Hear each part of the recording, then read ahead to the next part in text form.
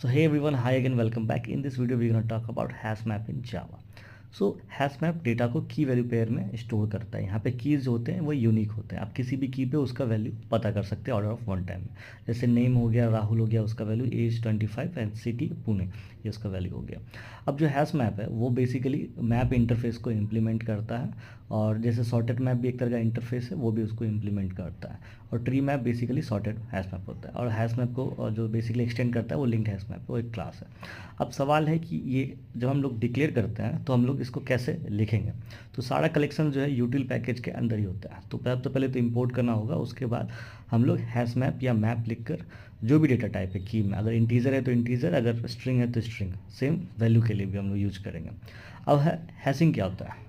जो पुट ये gate function है ये basically order of time one time में कैसे प्रोसेस कर लेता है हैश मैप। सो ये हैशिंग के थ्रू ही होता है। तो हैशिंग एक तरह का प्रोसेस है जिसमें की को हैश फंक्शन के थ्रू भेजते हैं जो हैश कोड जनरेट करता है, और ये हैश कोड एक इंडेक्स बनाता है जहाँ पर वैल्यू स्टोर होती है। लेकिन कभी कभी दो अलग कीज़ के हैश कोड सेम हो जाते हैं जिससे कोलिजन होता है, और इस प्रॉब्लम को सॉल्व करने के लिए हम लोग चेनिंग या ओपन